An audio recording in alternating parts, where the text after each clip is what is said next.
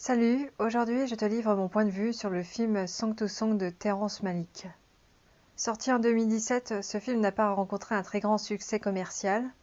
Pour ma part, mon avis dessus reste assez mitigé. Je ne parviens même pas à te dire si j'ai aimé ou détesté le film. En tout cas, je voulais lui consacrer une vidéo afin d'analyser le cas de ce réalisateur qui a suscité beaucoup de controverses.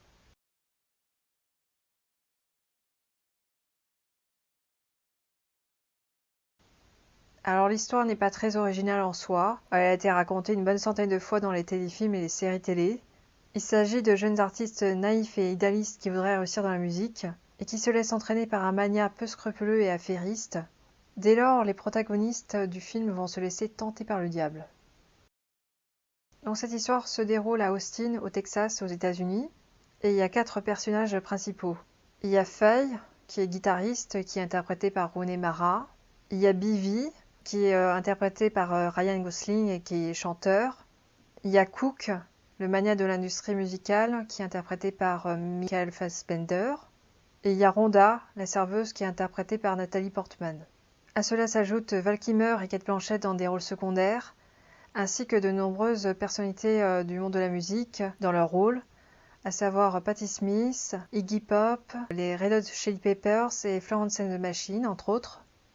Donc ce qui constitue la trame de l'histoire, c'est avant tout les relations affectives et sexuelles. Donc l'histoire est la suivante. Faye va faire la rencontre de Bivy, avec qui va naître une relation amoureuse. Tandis que Cook va faire la rencontre de Rhonda et va lui proposer de lâcher son job de serveuse pour se marier avec lui. La plupart des spectateurs jugent le cinéma de Terrence Malick comme étant lent et ennuyeux. Alors c'est vrai qu'il y a des scènes qui se répètent et que le film comporte peu d'action. Disons que son cinéma est introspectif, voire quelque peu hypnotique. Il fait avant tout appel à nos sens, donc tout le monde ne peut pas y adhérer. Là où je ne suis pas d'accord, c'est quand on dit que ce film ne comporte pas d'intrigue, pas d'histoire, ni début ni fin. En fait, le scénario existe bel et bien. Les personnages ont des objectifs et des aspirations et vont vivre tout au long du film des aventures qui vont les confronter aux tentations du mal. Il y a 2 triangles amoureux qui se forment et là sont les nœuds de l'intrigue. Par ailleurs, il y a une évolution chez les personnages. À la fin, il y a même une morale, une réflexion sur le bien et le mal. Faye et Bivy avouent leurs péchés et réalisent que dans le fond, l'amour est plus important que la gloire. Tandis que Rhonda fera une descente aux enfers tout en réalisant les fantasmes sexuels débridés et malsains de son mari, elle prend conscience à la fin que Cook la vinit moralement avant de commettre son suicide. Ce qui pose problème, c'est que cette histoire est très difficile à suivre parce que le film a un aspect mosaïque et une narration qui est extrêmement décousue. On parvient difficilement à se focaliser sur les 4 personnages principaux, car le film a tendance à s'éparpiller entre histoire de cul, images métaphysiques de la nature et de l'architecture, coulisses du monde du rock et réception mondaine autour d'une piscine. Par ailleurs, il y a 2 histoires d'amour qui s'entrecroisent, ainsi que plusieurs autres relations qui viennent s'ajouter à la fin du film. Pour ma part, je trouve que la relation homosexuelle de Faye ainsi que la relation de Bivy avec une femme plus âgée sont superflues et n'apportent rien à l'intrigue principale du film. Même si ce film s'apparente parfois à un film choral, je trouve quand même que l'histoire entre Faye et Bivy est quand même centrale, parce que c'est elle qui ouvre et clôt le film. J'ai même tendance à considérer Faye comme le personnage principal du film, parce que sa voix off est omniprésente du début à la fin du film, et parce qu'elle nous confie ses désirs et ses aspirations les plus intimes, ainsi que ses doutes existentiels. Le réalisateur cherche vraiment à nous faire rentrer dans l'intériorité de son personnage, comme on le voit dans cette scène au début, dans laquelle en fait il y a une réception mondaine autour d'une piscine, et dans laquelle en fait Faye est en train d'écouter de la musique dans son Walkman, et le réalisateur en fait il nous intègre dans la bande son originale du film, exactement la musique qu'elle est en train d'écouter dans son Walkman. Donc je crois que c'est vraiment le personnage auquel on s'attache le plus. Tous les autres personnages du film nous paraissent plus distants. Même si on est ému par les confessions de Rhonda à sa mère avant qu'elle meure. Pourtant, beaucoup de spectateurs jugent le cinéma de Terrence Malick comme étant peu émouvant. Moi, je crois que la raison pour laquelle la plupart des gens n'arrivent pas à être émus par les personnages, c'est parce que le cinéma de Terrence Malick ne repose pas sur des émotions réflexes. Terrence Malick cherche à casser un peu les codes de la narration traditionnelle au cinéma, ce qui fait que en fait, beaucoup de spectateurs se retrouvent complètement déroutés parce qu'ils ne retrouvent plus les mêmes repères que dans le cinéma traditionnel. Une bonne partie de ce film a été tournée dans le cadre d'un festival musical à Austin, avec la caméra à l'épaule et des acteurs en mode improvisation. Cela nous donne l'impression de regarder un faux reportage de commentaires sur le monde de la musique, alors qu'en réalité le cinéma de Malick est extrêmement maîtrisé et qu'il y a une mise en scène des acteurs. Est-ce que le film nous révèle quelque chose sur le monde de la musique? Pas sûr.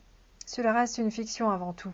Pour ma part, je trouve que ce film réitère des clichés sur ce milieu, à savoir des femmes qui sont prêtes à coucher avec le producteur pour réussir leur carrière de musicienne, ou encore un mania de l'industrie musicale qui nous est dépeint comme un être foncièrement machiavélique et véreux.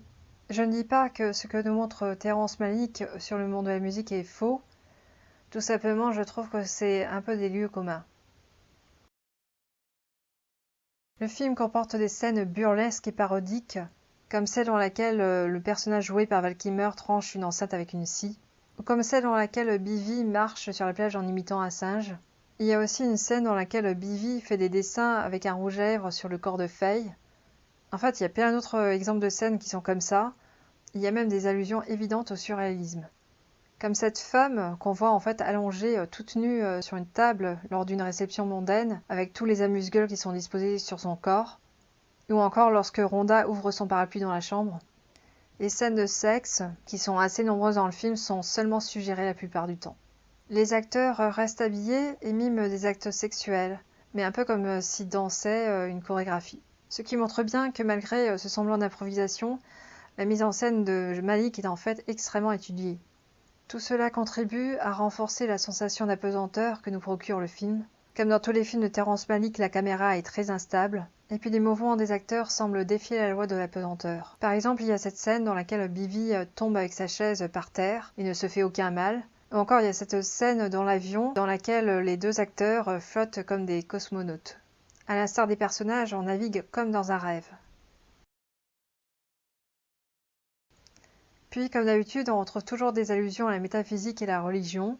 Le réalisateur y établit en fait un parallèle entre le besoin de devenir artiste des protagonistes et leur quête illusoire du bonheur et de la liberté à travers cette grande religion qu'est le rock. Il y est avant tout question de notre relation à Dieu et à la foi. Que le film puisse comporter une morale sur le sens de la vie, là n'est pas le problème. Tout simplement, le réalisateur nous fait rentrer dans une réflexion métaphysique qui remonterait jusqu'à la nuit des temps. Et c'est là que je peine à y adhérer en fait. Je trouve que ces visions cosmogoniques, empreintes de philosophie New Age, paraissent déplacées, hors sujet et totalement disproportionnées dans le contexte du film. Parfois, je peux comprendre que le cinéma de Terrence Malick puisse rebuter le public, parce qu'il peut paraître un peu trop étrange et trop hermétique. Enfin, les points forts du film sont la direction de la photographie, avec Emmanuel Lubezki comme d'habitude. Les images sont dotées d'une très belle luminosité et dégagent une réelle atmosphère de contemplation. Et puis la bande-son qui est assez hétéroclite. Elle comprend bien évidemment du rock, mais aussi de la musique classique, de l'électro, du gospel ou encore du blues. Même si le film n'est pas acclamé par la presse et le grand public, on peut tout de même saluer la tentative de ce réalisateur qui a pris des risques en cassant ses propres codes. N'hésite pas à donner ton avis dans les commentaires. Si tu as aimé cette vidéo, n'hésite pas à la liker et abonne-toi à ma chaîne. Je te dis à bientôt pour une nouvelle vidéo.